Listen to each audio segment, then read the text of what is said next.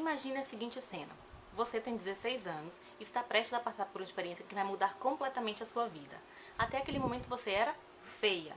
E depois dos 16 você vai passar por uma cirurgia que vai lhe transformar em perfeita. Ou seja, você deixa de viver em Vila Feia e passa a viver em Nova Perfeição. Em vez de dividir um dormitório com milhares de outros feios, igualmente irritantes, comuns e imaturos, você passa a viver numa casa maravilhosa, vestindo roupas de festa o tempo inteiro, badalando, só tendo o trabalho de sorrir. Perfeito, não é?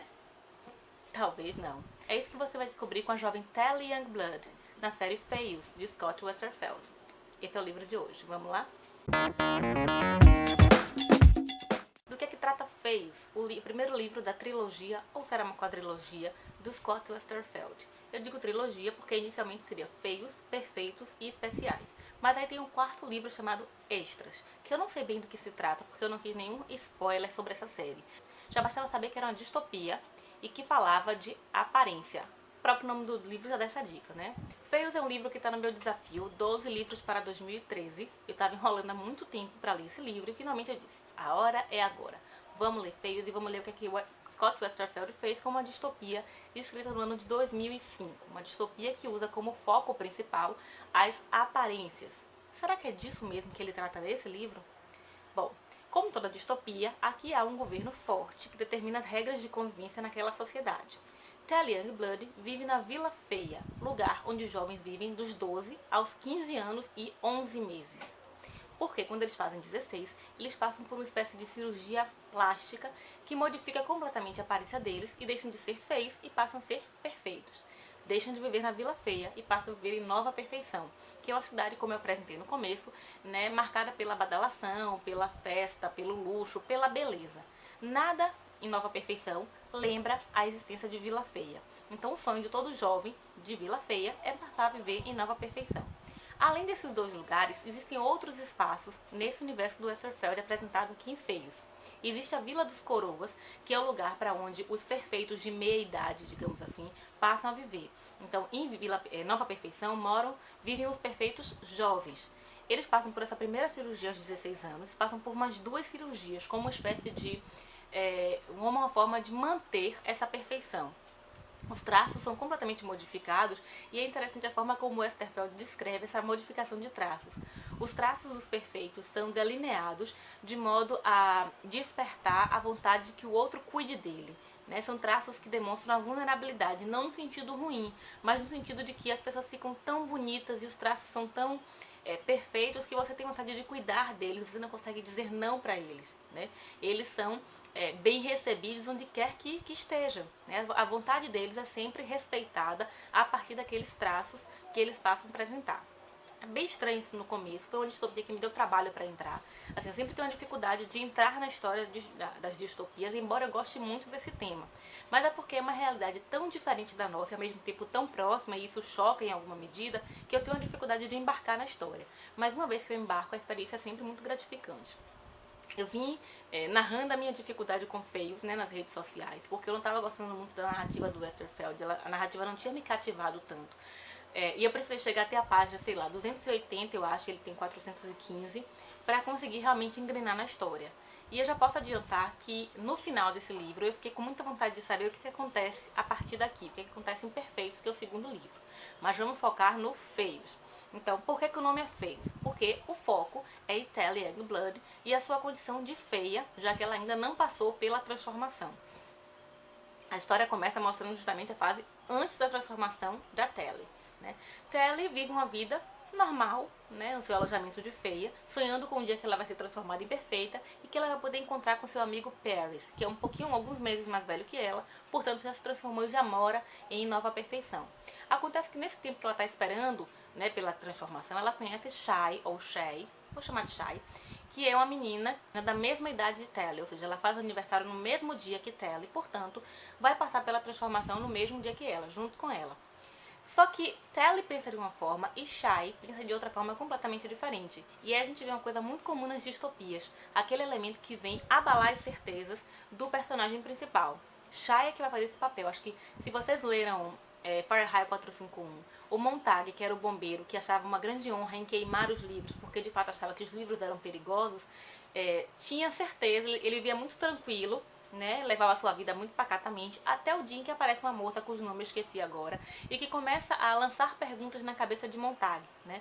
Por exemplo, se os livros são tão perigosos assim, são tão ruins assim, por que, que as pessoas se arriscam tanto para lê-los e para mantê-los em casa? Então, alguma importância, alguma coisa muito boa eles devem ter.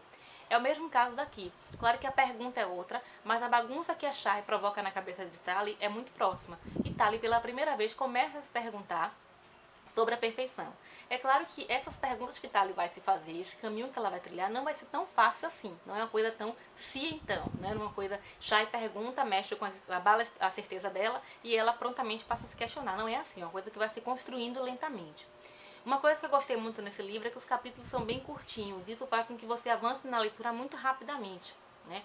As ações se sucedem num ritmo bom, eu diria. E acho que o que me incomodou mesmo foi que a história demorou de engrenar pra mim. Talvez tenha sido algo em relação à minha concentração, algo em relação, sei lá, eu estava com muita expectativa em relação a esse livro, isso talvez tenha atrapalhado um pouco, né, o meu apego à narrativa, mas enfim, não é um livro ruim. É um livro bom, é um livro que eu daria 3 estrelas ou 3 estrelas e meio se eu avaliasse por estrelas, digamos assim, certo? E aí, como eu disse, existe a Vila Feia, existe Nova Perfeição, existe a Vila dos Coroas e existe a Fumaça.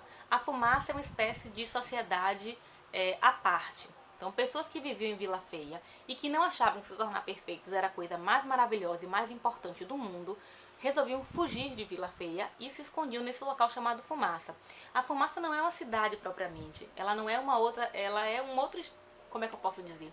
Ela é um espaço de fuga, né? Ela é um grupo, a Fumaça representa um grupo marginal, um grupo de pessoas que pensa diferente, que resolve questionar aquela ideia de se tornar perfeito, aquela ideia de que padronizar a aparência das pessoas era a forma de diminuir a diferença entre elas e de dar oportunidades iguais às pessoas. Porque qual era a ideia, digamos, inicial de transformar as pessoas de feias em perfeitas? E eu acho muito legal essa chamada aqui, quando ele diz, em um mundo de extrema perfeição, o normal é feio. Porque não é que as pessoas fossem necessariamente feias. Aliás, esse conceito de feio é um conceito muito complicado. O conceito de beleza é um conceito muito complicado porque ele é fluido, ele é amplo, ele é um guarda-chuva, né? Dentro do conceito de beleza cabem tantas coisas. Às vezes uma pessoa é tão bonita fisicamente e o jeito de ser dela mata essa beleza. E às vezes ela não é tão bonita, ela não tem os traços, ela não é tão bonita no sentido de ter traços tão harmônicos, tão harmoniosos de acordo com um padrão específico de beleza, né? Seja ele ocidental, oriental, whatever.